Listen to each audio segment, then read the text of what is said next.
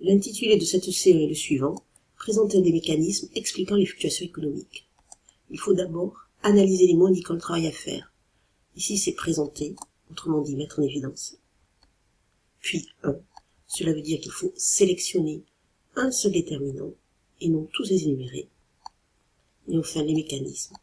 Il faut montrer l'enchaînement causal, comment ce déterminant explique les fluctuations économiques. On peut alors reformuler la question. Il faut donner un déterminant des fluctuations économiques et montrer son influence. On doit ensuite identifier les notions essentielles. Ici, c'est déterminant des fluctuations. Les fluctuations sont des mouvements de l'économie autour de tendances de long terme. On va avoir plusieurs déterminants. Les déterminants exogènes, ce sont les chocs, qui peuvent être d'offres ou de demande. Ces chocs peuvent être positifs ou négatifs. Il y a ensuite un déterminant endogène, le cycle du crédit. Pour répondre à la question, on va donc sélectionner un des déterminants, un choc d'offre, par exemple négatif, ou bien un choc de demande, par exemple positif, ou alors expliquer l'influence du cycle du crédit sur les fluctuations.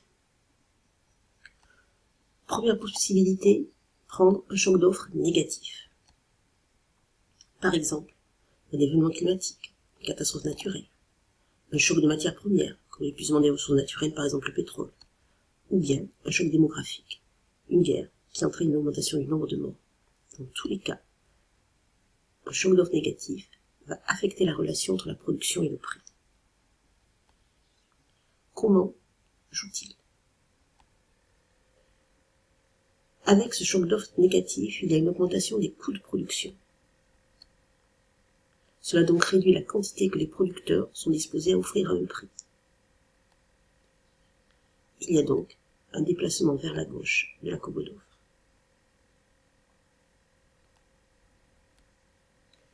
La variation des prix et la variation du PIB dans un choc d'offre varient toujours dans un sens opposé. Dans un choc d'offre négatif, le prix va augmenter, mais le PIB va baisser. On peut aussi prendre un autre déterminant, le choc de demande positif. Exemple, la hausse des minima sociaux, ou bien l'entrée de nouveaux pays dans l'Union européenne. De toute manière, un choc de demande va affecter la relation entre la demande et le prix.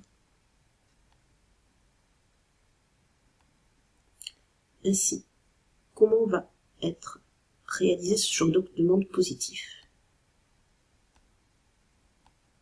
Par exemple, la hausse du pouvoir d'achat génère une hausse de la demande à un prix donné. Il y a donc déplacement de la courbe de demande vers la droite.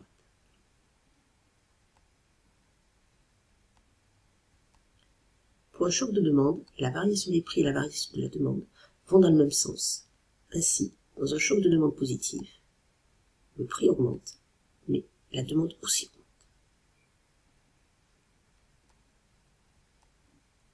Troisième type d'explication, le cycle du crédit.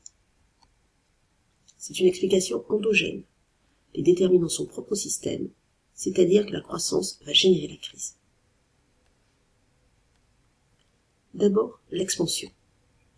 Les taux d'intérêt réels sont faibles et une baisse. Il y a donc une augmentation de la production. C'est ce qu'on appelle le paradoxe de la tranquillité. Les agents empruntent beaucoup. Il y a donc un surinvestissement. Ce surinvestissement va générer une surproduction et donc une baisse des prix. Les entreprises les plus fragiles font faillite. Il y a donc une baisse de la production, c'est la crise. Les banques sont alors en difficulté puisque certaines entreprises ont fait faillite et donc n'ont pas pu les rembourser. Les banques vont alors, pour se prémunir des risques, augmenter le taux d'intérêt réel. Cette augmentation du taux d'intérêt réel va alors générer la récession. En effet, les ménages réduisent leurs achats immobiliers, les entreprises réduisent leur investissement, et donc la demande baisse, ce qui génère une baisse de la production. C'est ce qu'on appelle la déflation par la dette. Mais cette déflation par la dette va alors re-entraîner la reprise. En effet, la production diminue, donc les prix baissent. Il y a alors une hausse de la consommation. Le taux d'intérêt réel diminue aussi, ce qui entraîne une augmentation de l'investissement, ce qui va alors générer une expansion. La sortie de crise est donc automatique.